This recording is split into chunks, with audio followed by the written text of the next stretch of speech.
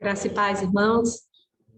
Nós vamos continuar o nosso estudo hoje sobre o ateísmo em cima do muro, chamado de agnosticismo. E o nosso texto base é Romanos, capítulo 1, versículos 18 a 32.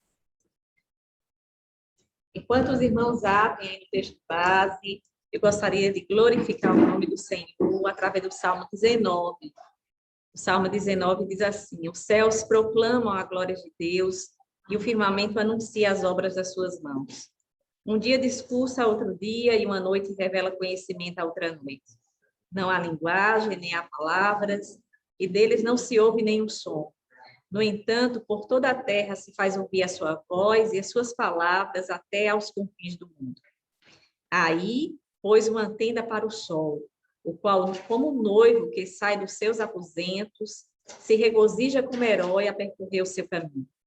Principia numa extremidade dos céus e até a outra vai o seu percurso e nada refoge ao seu calor. A lei do Senhor é perfeita e restaura a alma. O testemunho do Senhor é fiel e dá sabedoria aos simples. Os preceitos do Senhor são retos e alegram o coração. O mandamento do Senhor é puro e ilumina os olhos. O temor do Senhor é límpido, permanece para sempre. Os juízos do Senhor são verdadeiros e todos igualmente justos. São mais desejáveis do que o ouro, mais do que muito ouro depurado. E são mais doces do que o mel e o destilado dos favos. Além disso, por eles se admoesta o teu servo em os guardar grande recompensa. Quem há que possa discernir as próprias faltas? Absolve-me das que me são ocultas. Também da soberba guarda o teu servo, que ela não me domine. Então serei irrepreensível e ficarei livre de grande transgressão. As palavras dos meus lábios e o meditar do meu coração sejam agradáveis na tua presença, Senhor, rocha minha e redentor meu. Amém. Então, o texto base é o texto de Romanos, capítulo 1, versículos 18 a 32. Nessa carta, o apóstolo Paulo está escrevendo para a igreja que vivia na cidade de Roma, quando o apóstolo Paulo esteve nesse mundo. E sempre o apóstolo Paulo demonstrava, através das suas cartas, muita preocupação em relação à igreja. Ele queria que a igreja aprendesse a doutrina verdadeira, que a igreja fosse protegida dos ensinamentos falsos, que a gente chama de heresia. Então, ele se sentia pai da igreja. E mesmo em prisão, porque o apóstolo Paulo foi preso, né, devido à perseguição ao cristianismo, mas mesmo dentro de uma prisão, o apóstolo Paulo ele tinha o trabalho e a preocupação de escrever cartas para a igreja de Cristo. Então, essa carta, Romanos, é uma carta do apóstolo Paulo endereçada aos irmãos que viviam na cidade de Roma, mas que serve para a igreja de Cristo em todos os tempos.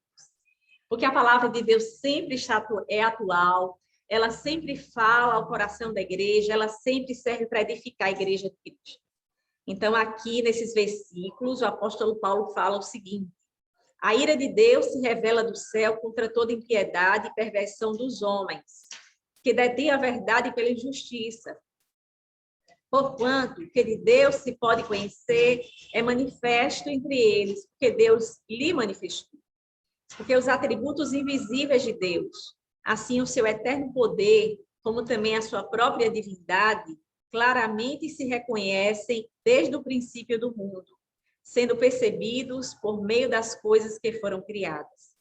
Tais homens são, por isso, indesculpáveis, porquanto, tendo conhecimento de Deus, não glorificaram como Deus, nem lhe deram graças, antes se tornaram nulos em seus próprios raciocínios, obscurecendo-se-lhes o coração insensato, inculcando-se por sábio, tornaram-se loucos, e mudaram a glória do Deus incorruptível em semelhança da imagem de homem corruptível, bem como de aves, quadrúpedes e répteis. Por isso Deus entregou tais homens à imundícia, pelas concupiscências de seu próprio coração, para desonrarem o seu corpo entre si, pois eles mudaram a verdade de Deus em mentira, adorando e servindo a criatura em lugar do Criador, o qual é bendito eternamente. Amém. Por causa disso, os entregou Deus a paixões infames, porque até as mulheres mudaram o modo natural de suas relações íntimas por outro, contrário à natureza. Semelhantemente, os homens, também deixando o contato natural da mulher, se inflamaram mutuamente em sua sensualidade, cometendo torpeza, homens com homens, e recebendo em si mesmos a merecida punição do seu erro. E por haverem desprezado o conhecimento de Deus, o próprio Deus os entregou a uma disposição mental reprovável para praticarem coisas inconvenientes, cheios de toda injustiça, malícia, avareza e maldade, possuídos de inveja, homicídio, contenda, dolo e malignidade, sendo difamadores, caluniadores, aborrecidos de Deus, insolentes, soberbos, presunçosos, inventores de males, desobedientes aos pais, insensatos, pérfidos, sem afeição natural e sem misericórdia. Ora, conhecendo eles a sentença de Deus, de que são passíveis de morte os que tais coisas praticam, não somente as fazem, mas também aprovam os que assim procedem. Então, como vimos na semana passada, o apóstolo Paulo, ele trata aqui do pecado inicialmente da idolatria, dizendo que o ser humano, apesar de a natureza revelar que existe um Deus único e criador do universo, que esse Deus é todo-poderoso, que esse Deus é diferente daquilo que ele criou. Ele é divino, ele é todo-poderoso, ele é perfeitamente sábio, e tudo mais que a natureza revela, o ser humano resolveu insistir em não acreditar nesse Deus. Aqueles hoje que dizem que não acreditam em Deus são chamados de ateus. E existe um outro grupo que diz assim, Deus pode até existir, mas como a gente não tem certeza, porque não tem nenhuma prova concreta da existência dele, então a gente fica em cima do muro. Esses são os agnósticos. Então, na verdade, o que o autor da revista defende é que o agnóstico é o ateu em cima do muro. É o ateu que não sabe direito se crê ou não.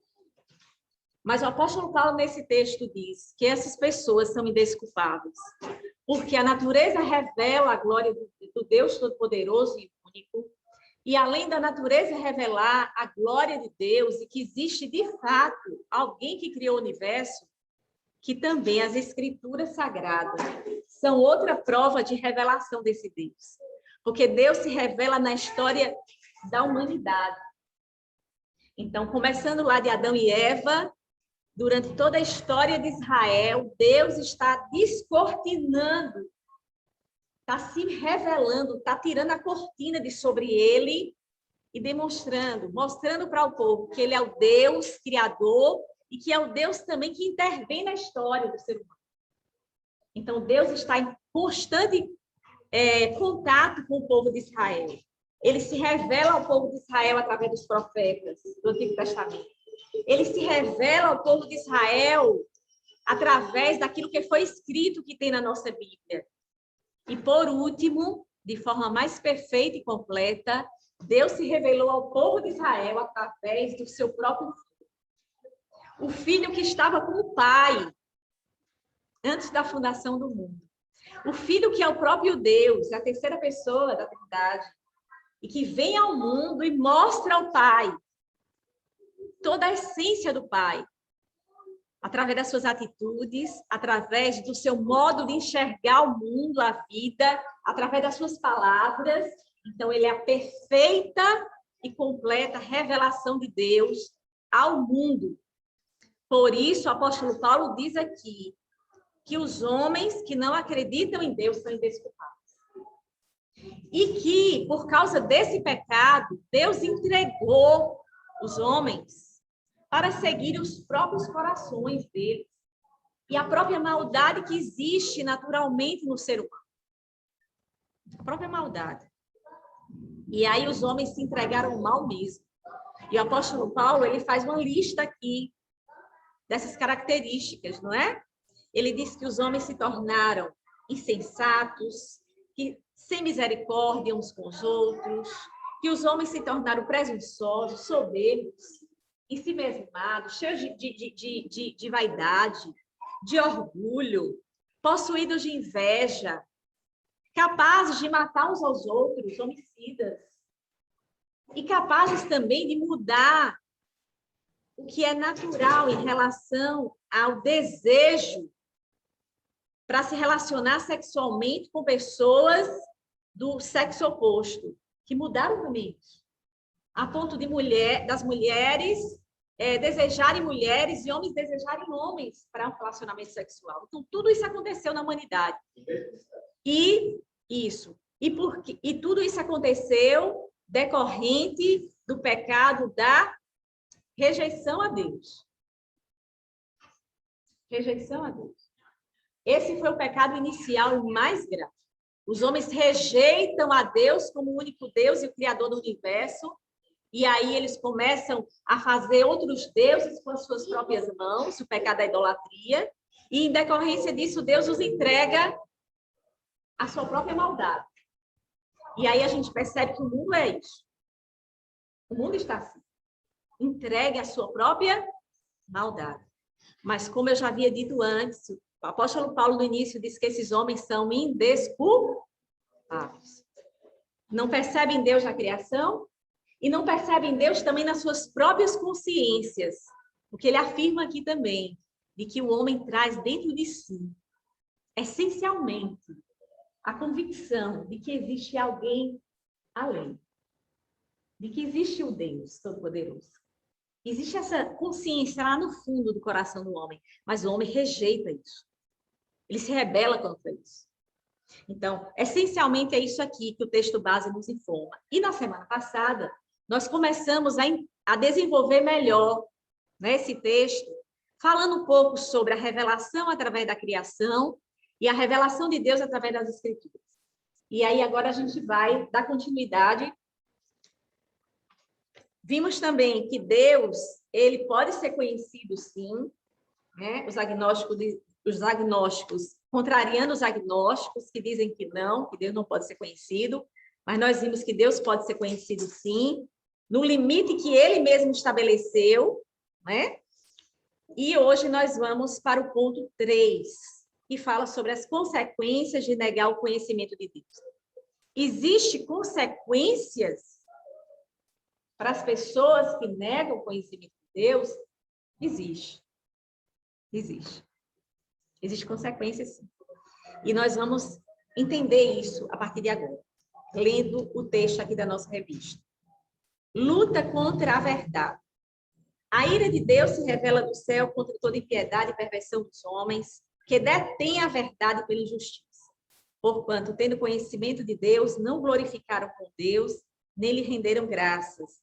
Antes se tornaram nulos em seus próprios raciocínios, obscurecendo-se-lhes o coração insensato, mudaram a verdade de Deus em mentira, por haverem desprezado o conhecimento de Deus. Romanos 1, 18 a 28. Os homens sabem algumas verdades sobre Deus, mas não permitem que essas verdades tenham influência sobre eles e orientem sua vida. Observe atentamente. As pessoas fazem mais do que desprezar a verdade. Elas sufocam ou suprimem a verdade e a trocam pela mentira. Não é fácil viver a verdade. A maioria das pessoas quer um Deus, mas não o Deus ao qual elas devem submeter tudo o que têm e são. O reconhecimento da existência de um Deus criador implica que você não pode viver do jeito que você quer. Porque Deus existe, você precisa abrir mão de sua autossuficiência para reorientar sua vida a partir da vontade dele. O ponto importante é perceber que essa rejeição de Deus é uma falsa autonomia. Ela é completamente enganosa. Dizer que Deus não pode ser conhecido conduz a uma vida subjugada por falsos deuses. Então, quando o homem diz que Deus não existe, ele está dizendo assim, já que ele não existe, eu não preciso orientar a minha vida segundo a vontade dele. Não é verdade? Uma vez que se admite que Deus existe, aí você é confrontado com outra questão. E eu posso viver de qualquer jeito diante do Deus que existe? Entendem? Então, quando alguém afirma Deus não existe, ele está também afirmando, eu sou autor. Eu sou totalmente livre para fazer as coisas segundo a minha vontade, segundo o desejo do meu coração. E o que mais importa é que eu seja feliz. Vocês percebem? Eu queria ouvir vocês também, as experiências. Vocês percebem que essa é a grande filosofia dos nossos dias? O mais importante é ser feliz? Não importa o que eu vou fazer, não importa se a sociedade vai gostar ou não das minhas atitudes, não importa se a minha família vai gostar ou não das minhas escolhas. O mais importante para mim é que eu seja feliz. Muita gente pisa no outro para ser feliz. Sim. Voltando para si mesmo, né? As suas vontades, as pessoas têm que fazer suas próprias vontades, como ser feliz, eu e mais eu. Isso deixa o próximo de lado, ofende o próximo, Deus ser feliz. Então, é o que mais ensina essas coisas. Sim. Quantas traições por causa disso? Exatamente. Será que isso também não é consequência dessa rebelião, dessa resistência em relação a crer em Deus? Não é? A querer um relacionamento com Deus, se rebelar contra a pessoa de Deus? Muita gente diz, eu creio em Deus, mas eu não quero nenhum tipo de relacionamento com Ele. Mas vive como se ele... Exatamente. Tem um coração rebelde contra Ele, não é? Essa frase foi excelente. Vive como se Ele não existisse.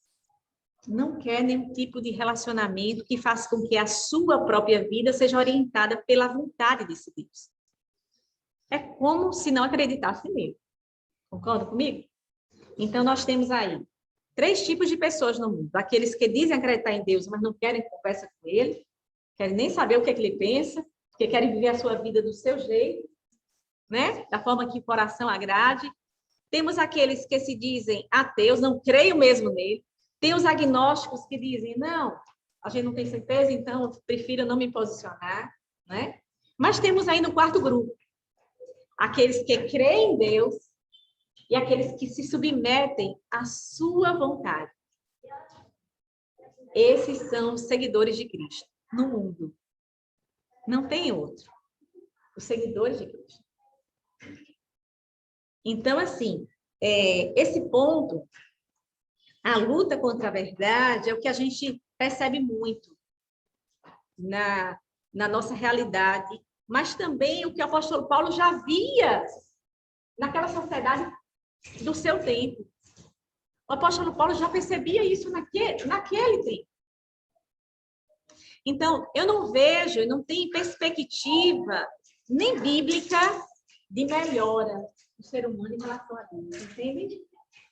Não existe. A Bíblia não diz assim, quando estiver perto da volta de Jesus, as pessoas vão melhorar. Espiritualmente falando, elas vão se voltar para Deus, elas vão acreditar em Deus, elas vão se submeter à vontade de Deus. Não. Pelo contrário, a Bíblia diz que o ser humano vai ficar cada vez mais rebelde. Exatamente. Isso. Distante de Deus. E aí que a igreja é desafiada a ficar mais firme. O apóstolo João, escrevendo Apocalipse, ele diz isso. Quem é santo, santifique-se mais. Vejam aí as extremidades, não é?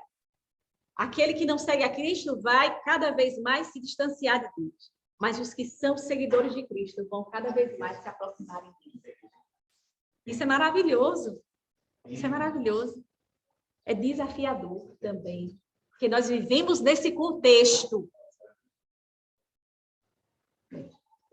Vivemos nesse contexto de muita maldade, né? E de uma maldade que vai piorar.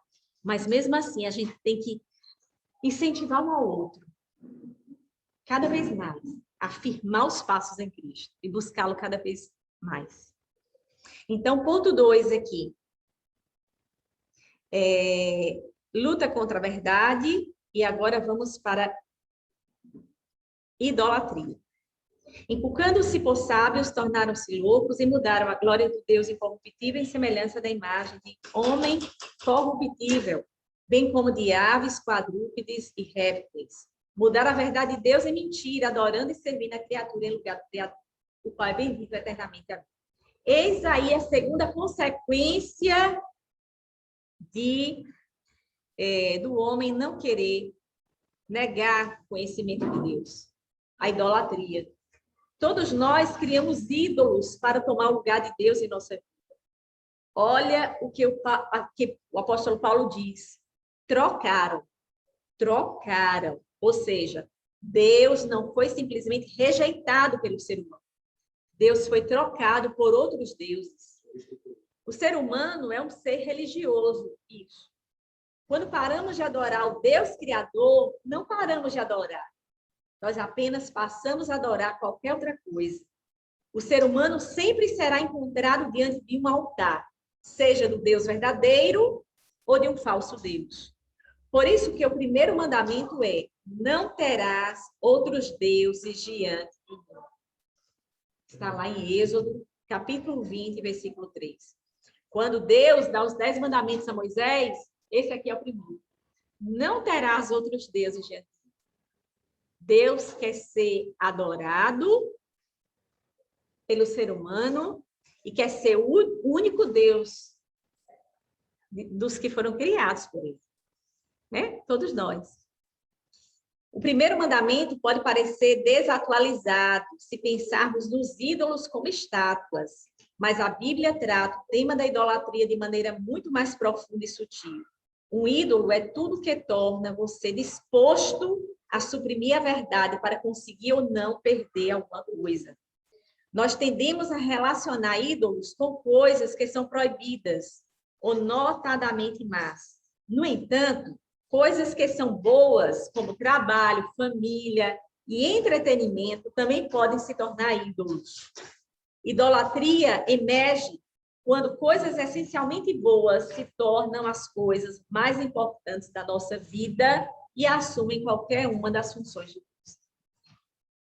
E aí eu pergunto, existe algum ídolo no nosso coração? Ídolo não é só uma estátua. Era muito comum no tempo do apóstolo Paulo, ídolos como estátuas. Né? Eles faziam o que eles diziam que eram os deuses, né? Principalmente na Grécia Antiga, em Roma, em outros lugares. Era um Deus para cada dia na semana.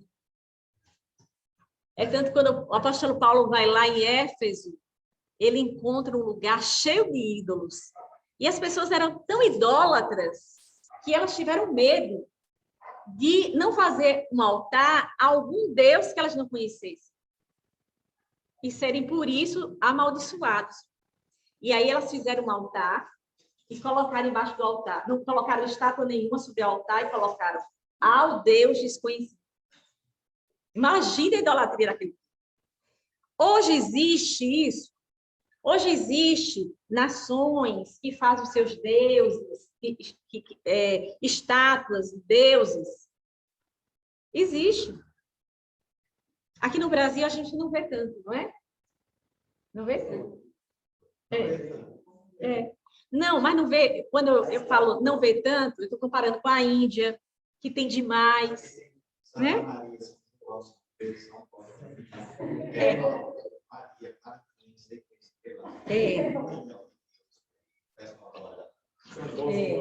São. Então, dos crentes na guerra é o dinheiro que está lá no coração, às vezes, materialismo, a idolatria, e um homem familiar, sei lá, a internet, a televisão. O que ocupa mais o nosso coração se torna. Exato. Então, eis a questão, não é? Então, muitas vezes a gente não tem estátuas, a gente não adora, não se prostra diante de uma estátua, seja de quem for, mas no coração a gente tem alguma coisa que está ocupando o lugar de Deus na nossa vida. Então, a gente vale refletir. Tem algum ídolo no meu coração? É como se eles ocupassem as estátuas, né? Mas dentro do coração deles, ele está adorando mesmo assim. Né? Não, eu vou ocupar os olhos das pessoas, mas dentro de mim eu vou adorar. Sim. Mas a vida de Deus não oculta. Ele não oculta. É. Oculta os olhos dos homens. Exatamente. Então, qualquer coisa que ocupe o lugar de Deus na nossa vida é um ídolo. Qualquer coisa que seja. Até coisas que a gente considera boas, que são essencialmente boas. O trabalho é bom, não é? É bênção de Deus. A família é uma bênção de Deus. Mas se eu só vivo só para minha família, não tenho um espaço para Deus na minha vida, eu não tenho espaço nem para vir a um culto, o meu tempo não me permite vir a um culto, adorar a Deus junto com outras pessoas, né? Ter um tempo no meu dia a dia para estar em oração, para ter uma comunhão com esse Deus, para conversar com esse Deus no meu dia a dia, ou um tempo para ler a Bíblia, para crescer espiritualmente. Então, tem alguma coisa errada, em desequilíbrio aí, né? Então, temos que sempre olhar para dentro de nós, sempre fazer essa reflexão. Hoje existe algum ídolo no meu coração? Se existir, eu vou tirar, porque só Deus merece ser adorado na minha vida. É assim que devemos pensar. Então, vamos lá. A ira de Deus é a terceira consequência da negação do conhecimento de Deus. Então, a ira de Deus se revela do céu contra toda impiedade e perversão dos homens que detêm a verdade pela injustiça, disse o apóstolo Paulo em Romanos, capítulo 1, versículo 18. Ninguém gosta de falar de Deus sob a ótica da ira divina. Hoje em dia, muitas vezes, quando você diz Deus, ele vai castigar. Aí, não, Deus é bom, Deus não castiga. Eu já ouvi falar. Muita gente. Ninguém gosta de ver Deus castigando. Ninguém gosta de ver a pessoa de Deus repreendendo. Não. Ninguém gosta. As pessoas preferem ver Deus como Deus que só faz aquilo que elas gostam. Não, Deus é amor e acabou. Para elas, Deus nunca é justiça. É. Uhum. Exatamente. Então, Deus se ira porque ele ama. Diz o autor da revista. Eu achei tão interessante essa afirmação dele. Deus se ira porque ele ama. Deus se ira porque ele é amor. Deus se ira contra o mal porque a impiedade e a injustiça desfiguram o mundo que ele criou e governa. Porque o pecado, a maldade, desfigura, altera, deforma o mundo maravilhoso que ele fez. Quando Deus fez Adão e Eva, colocou naquele paraíso, não era para existir maldade nos seus corações. Jamais homicídio, jamais inveja, jamais nenhum tipo de impiedade. Então, Deus se ira contra o pecado, Deus se ira contra as consequências desse pecado na humanidade. Deus se ira, sim, porque ele não fez o mundo para ser desse jeito. Então, ele se ira porque é bom. Ele se ira porque ele é o Deus de amor e de justiça. Entendem? Como Deus manifesta a sua ira? É normal entender a ira como uma ação explosiva contra alguém, mas a manifestação da ira divina consiste em Deus permitir que as pessoas escolham maneiras de pensar e viver que são destrutivas e deixá-las à mercê das consequências de suas escolhas. Então, o apóstolo Paulo afirmou nesse texto, escrevendo aos Romanos, que é uma manifestação da ira de Deus, deixar o homem seguir a sua própria vontade. Seguir a sua própria vontade. Sabe que isso acontece com a gente também. Olhe como no dia a dia isso acontece. Às vezes você aconselha alguém e diz assim, fulano, não vá por esse caminho, não. Você já foi tantas vezes e você se deu mal lá no final. Aí você enche a pessoa de conselho. Aí chega uma hora que você diz assim, vá. Você não quer? Siga. Siga e veja com seus próprios olhos a consequência do seu erro. Porque eu já lhe ensinei tanto. Eu já te orientei tanto. Você já viu que não dá certo. E você persiste. Você insiste no mal. Então vá. Vocês já viram isso? É mais ou menos isso. A manifestação da ira de Deus é deixar o homem desgovernado seguir a própria maldade do seu coração, que sempre terá consequências negativas para ele. Porque tudo que o homem semeia, a palavra de Deus diz isso. Tudo que o homem semear, isso também ele se fará. Então, é assim que o apóstolo Paulo descreve a ira de Deus aqui. Por 3 vezes, Paulo diz, Deus os entregou às suas paixões e impurezas. No versículo 24, no versículo 26 e no versículo 28. Você já viu alguém vivendo sem freios? Você enxerga como Deus, como a impunidade, você enxerga como a impunidade, mas a mais severa disciplina de Deus. É deixar alguém satisfazer seus piores desejos. Possuímos desejos perversos, que, caso satisfeitos, nos levam a uma espiral de desespero. Então, coitado daquele que Deus abandona a seguir a sua própria vontade, né? Seus próprios desejos. E vamos agora para a letra D. Estamos quase no finalzinho, diz assim, Deus os entregou a uma disposição mental reprovável para praticarem coisas inconvenientes. Romanos 1, 28. Se a mente do ser humano é contaminada por uma falsa visão de mundo, que oferece um Deus falso, que faz falsas promessas, que promove uma vida falsificada, todas as dimensões da vida fatalmente serão afetadas. Nos versículos 26 e 27, Paulo enfatiza as relações sexuais. Ele diz que as pessoas trocaram suas relações sexuais naturais. Na época em que Paulo escrevia, trocar suas relações sexuais naturais era uma expressão padrão que se referia à homossexualidade. O termo natural não era usado para falar de comportamento observado no mundo natural. Em vez disso, natural significa um comportamento normativo para a natureza humana. Assim, trocar suas relações sexuais naturais significa violar a ordem que Deus estabeleceu na criação para a sexualidade. Gálatas 1, 27 a 28 e Gálatas 2, 24. Depois os irmãos irão ler em casa esses textos. Toda sexualidade que foge do padrão de Deus é um ato de rebelião contra o Criador. Assim como outros atos de rebelião listados no final do capítulo. E aí nós já falamos sobre eles, né? A insensatez, a inveja, o homicídio, a soberba, a presunção, e a desobediência aos pais, tudo isso aqui está no mesmo bloco.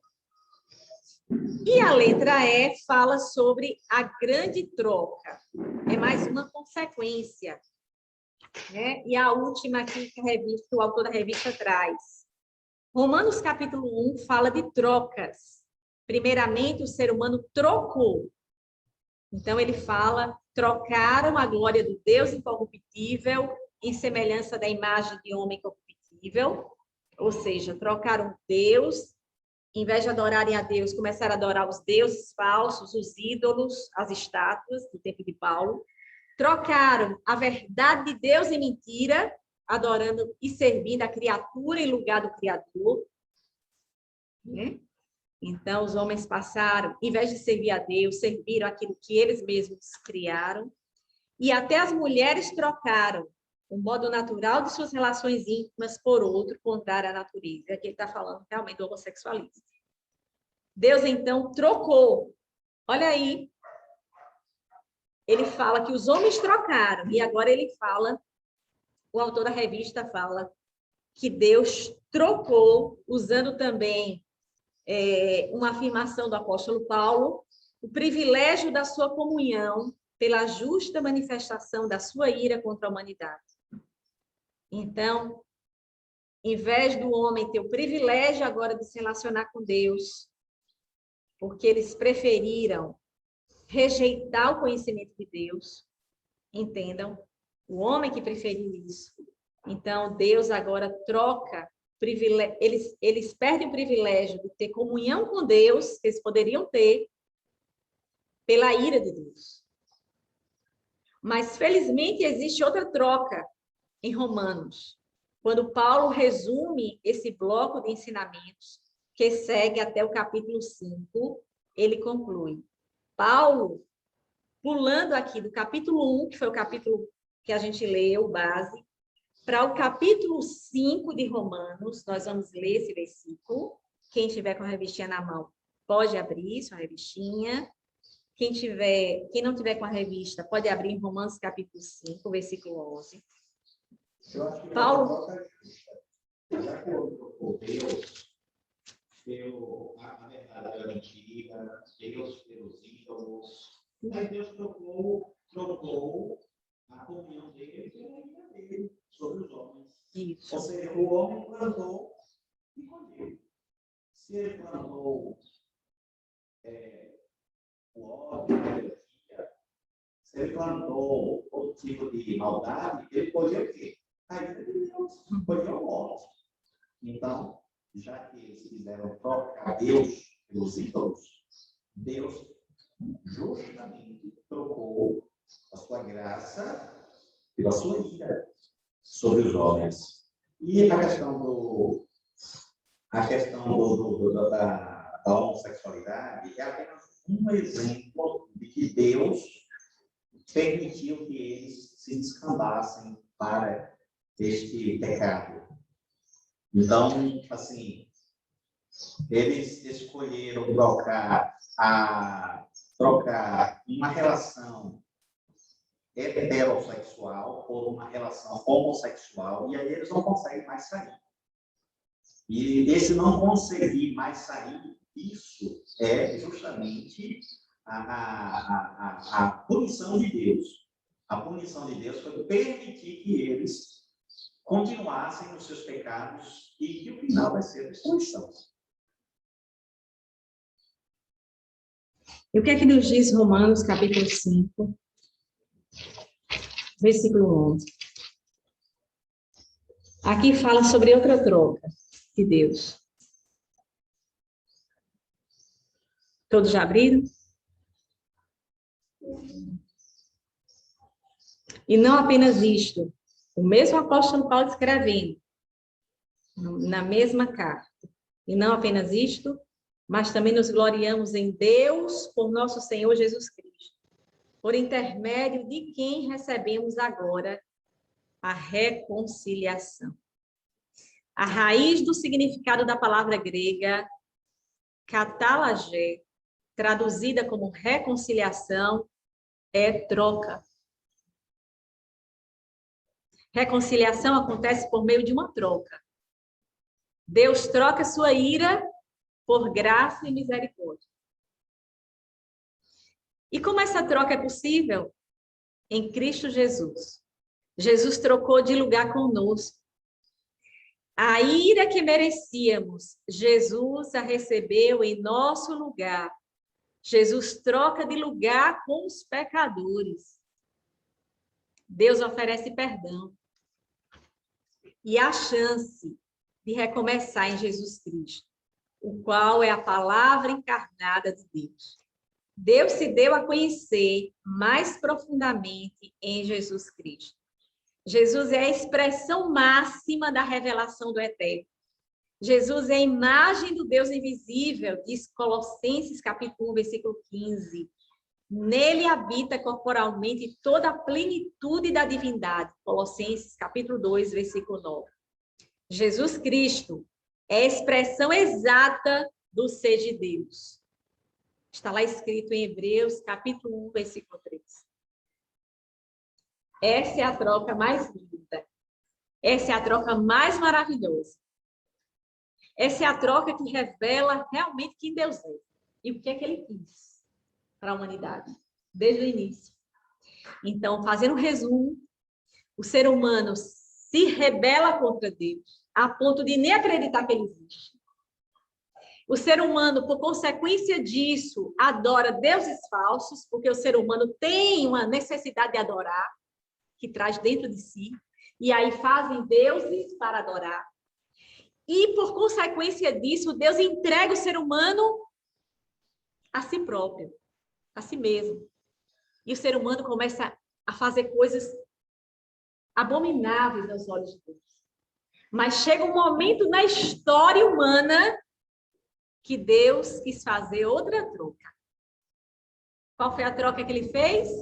Ele mandou o seu filho Jesus a esse mundo para trocar de lugar conosco, para assumir as nossas culpas, para pagar pelos nossos erros. Foi isso que ele fez na cruz. Para fazer uma troca conosco. Para nos permitir agora recomeçar. Recomeçar a vida diante de Deus. Nos aproximarmos de Deus de novo. Nos submetermos ao senhorio, à vontade dele para a nossa vida. Que troca maravilhosa. E todo o texto bíblico diz que Jesus mostrou quem é Deus. Ele é a revelação exata de Deus. Então, nós somos realmente privilegiados por termos sido criados pelo Deus de amor, de justiça, que não desistiu de nós. Não desistiu da humanidade, apesar da humanidade ter se afastado dele. Então, a esse Deus toda glória e honra. Estamos aqui nessa manhã porque servimos a esse Deus. Porque queremos que a nossa vida seja conduzida pela palavra dele revelada, pela sua vontade revelada. Porque cremos no Filho dele como único e suficiente Salvador, porque foi ele quem nos substituiu na cruz. Estamos aqui por causa dele, somos seguidores de Cristo. É por isso que somos conhecidos como cristãos. Seguimos a ele. Nos submetemos à sua vontade, ao seu senhorio para a nossa vida. Então, toda a glória e toda a honra pertence ao Senhor. Vamos orar para encerrarmos esse momento? Vamos agradecer? Agradecer, exaltar, glorificar ao nosso Deus. Você pode? Pode. Depois que o irmão Vinícius fizer a oração final, o irmão Narciso vai cantar. Vai cantar algo que lembre do amor de Deus. Amém?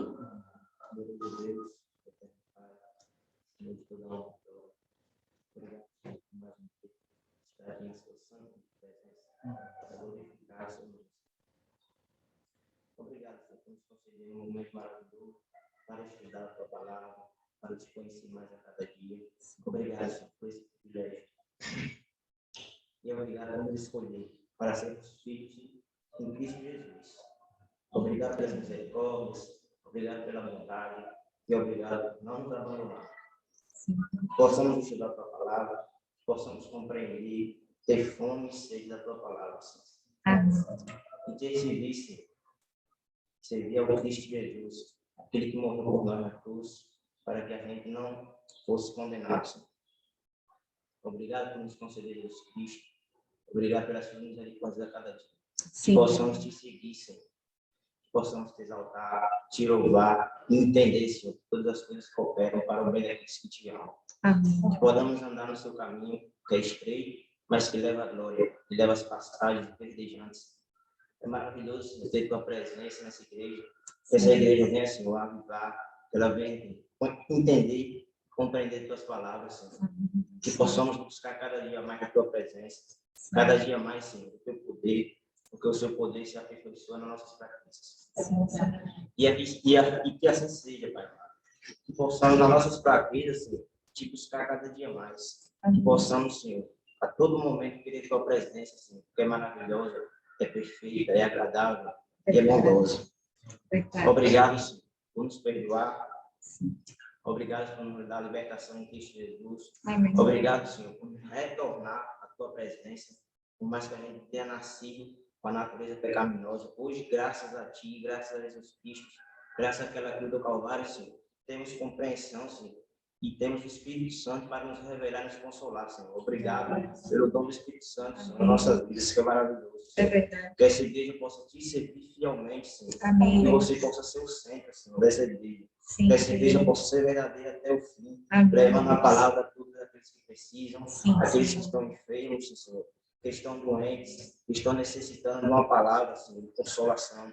Sim, Deus amado. Pois está escrito, Senhor, a palavra da consolação na tua palavra, que é a Bíblia, Senhor, o teu livro sagrado, Senhor, as sagradas escrituras, que é maravilhosa para aquele que tem o seu filho por ele. Obrigado, Senhor. E não nos deixe, Senhor, cair em nenhuma tentação, Pai, mas nos livre de todo mal que tem nesse mundo. Nos faz enxergar que esse mundo não tem nada a nos oferecer, Senhor. Amém. Só tu é digno, Senhor, do nosso tempo, dos nossos compromissos, Senhor. Que possamos buscar em primeiro lugar o reino do céu e a tua justiça, Pai amado. Porque as demais coisas serão acrescentadas. Porque o Senhor sabe o que a gente precisa, Senhor.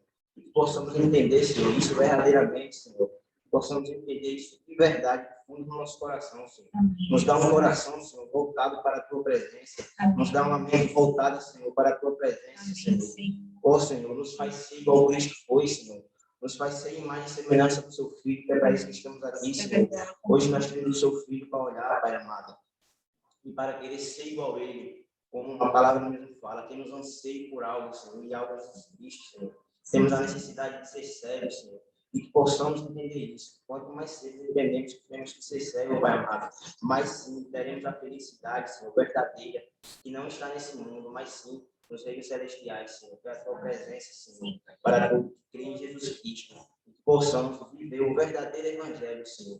Possamos perdoar também, Senhor, os nossos pecados diários, Senhor, porque pecamos muitas vezes contra ti em pensamentos, em atitudes, em palavras, Senhor, e muitas vezes negligenciamos, Senhor, a tua vontade. Que possamos, Senhor, fazer a tua vontade para viver santidade, Pai amado. Que possamos entender, Senhor, que as tuas leis nos dão rédeas, Senhor, nos conduz ao caminho da santidade, Senhor. Sim, Senhor. Obrigado, Senhor, por depositar a fé salvadora nos nossos corações, que é Jesus Cristo, que só o Senhor pode conceder essa fé, Senhor. Obrigado, Senhor, que não foi pelos nossos esforços, Senhor, para que não tenhamos nenhum mérito, Senhor, foi pela tua graça em Jesus Cristo. Obrigado, Pai amado. Oramos também por todos aqueles que estão nesse momento frio, Senhor, espiritualmente, que eles possam vir te buscar, Senhor. Sim, Pai. Que possamos ser um Jacó que lutou, Senhor, contra o anjo, para ter a tua presença, para ter a tua graça, Pai amado. E foi salvo. Que possamos buscar cada dia mais, assim como Jacó, Senhor. Pois temos a Bíblia, Senhor. E temos vários exemplos na Bíblia, de erros e de acertos. E que possamos ir, Senhor, naqueles que acertaram. Porque aqueles que erraram, Senhor, serve para nosso entendimento, serve para que a gente não repita o mesmo erro. Usa de misericórdia com a tua igreja, Pai amado. Que ela possa seguir o Senhor verdadeiramente em Cristo Jesus. E oramos agradecidos em Cristo Jesus, aquele que vive e reina para sempre, Senhor. Amém. Amém. Irmão Narciso, pode vir.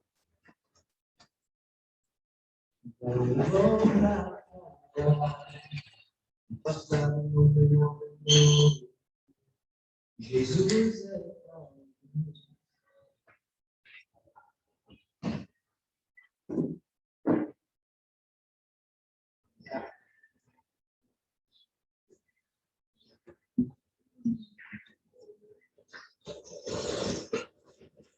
não volta pra lá. O passado não tem nada novo. Jesus é a luz. Olhe para ele para enxergar de novo. Se a força acabou e a esperança já foi embora, O nada para Deus é só o espaço para uma nova história. Se 1000 ou 10.000 pelos ares estão atacando, confia no Pai, que um exército ele está enviando. Se você pecou e o inimigo está acusando, Jesus já foi réu. Para você não desistir do plano de vida, vitória, não pare, prossiga. A maior batalha Cristo já venceu quando se colocou entre a lança e a cruz para te tirar dali. Pecado, morte e inferno eram 3 contra 1. Em desvantagem foi que o meu Jesus venceu e te tirou dali.